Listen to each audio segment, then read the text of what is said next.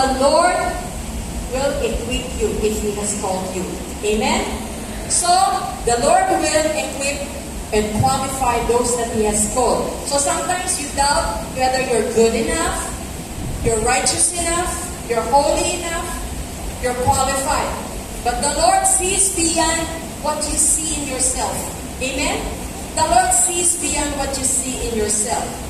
Now, many times, all of us here, especially those who love the Lord, we want to do great things for God. Who wants to do great things for God?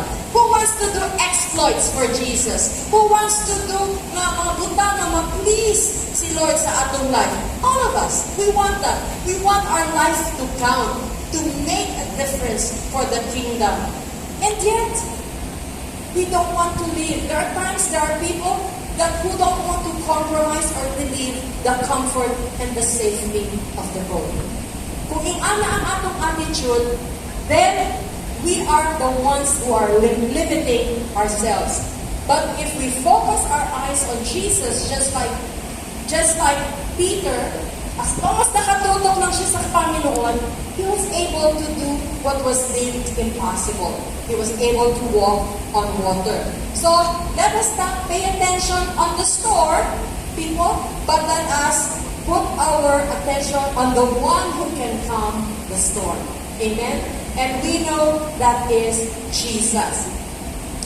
Now, why would I challenge each one of us to dare to step out of the boat? Maybe right now you're at the edge of stepping out of the boat. Hesitate kapag yun. So what will make you make the decision to jump out into the waters? Number one would be, the first reason is because risk leads to rewards. Amen? Risk leads to rewards. So, for us to experience the extraordinary life with God, we need to confront our fears, leave behind what is familiar, and take the risk. Because the reward is great. Amen?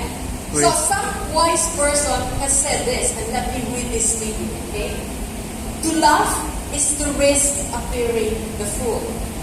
To weep is to risk appearing sentimental. To reach out for another is to risk involvement. To express feelings is to risk exposing your true self. To place your ideas, your dreams before a crowd, sharing about your dreams and ideas to a crowd, is to risk their loss.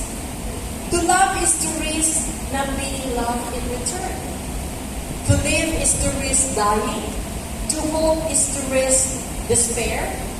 To try is to risk failure.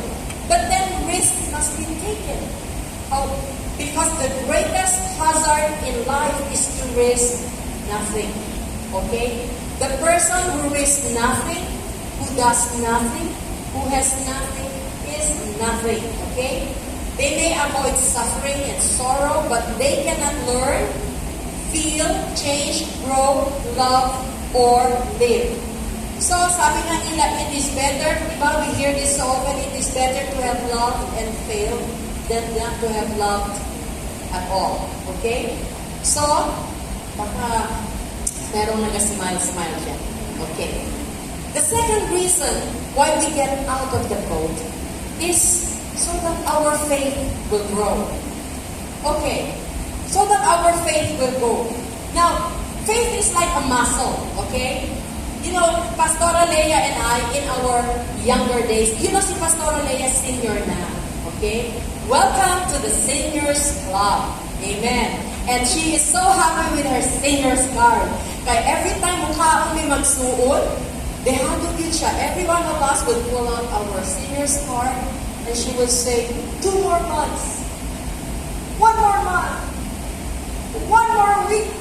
I will have my card.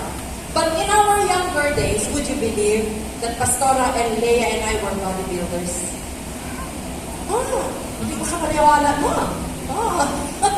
Yeah. In the 80s or early 90s, we would go to the gym before we go to our clinic, and we would go to the gym in Maguindanao Hotel. It's called Super Bodies. And among our friends were the Mr. Philippines contestant and Mr. So-and-so na nag-bodybuilding. And we would exercise there and do bodybuilding, and we will do squattings and whatnot, yung mga ano-anong exercise. We were fit, and our muscles were really stretched, because if you do not stretch your muscles or use your muscles, what will happen? It will shrink, it will atrophy. You know these people who has been laying in bed for months at a time na hindi na makawalk? Di ba nagkakuyos na ang mga paa nila, ang mga limbs nila? Because the muscles needs to be exercised. Same with our faith. Our faith needs to be exercised in order for our faith to grow, okay? Kung hindi i-exercise ang ating faith, meaning playing safe lang tayo, dito lang tayo sa ating corner, okay na ako dito, wag niyo ako dito disturbohin, Christian ako, sigurado I'll be going to heaven. But are you doing exploits for God? Is God using you? Okay? So, we need to let our faith grow. And by doing that, the only way to do that is to activate our faith.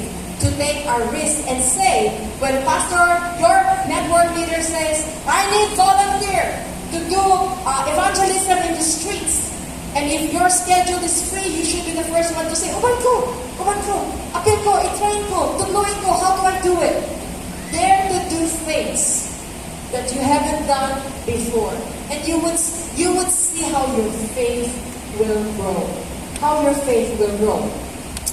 Now, there was a certain South African missionary society. And this society, this missionary society, once wrote to David Livingstone. And then this is what they said to Livingstone. Have you found a good road to where you are? We want to know how to send some men to join you. And you know what is the reply of Livingstone? This is what he said. If you have men who will only come if they know there is a good road, I don't want them. I want men who will come even if there is no road. Meaning to say, men who will dare to create the road.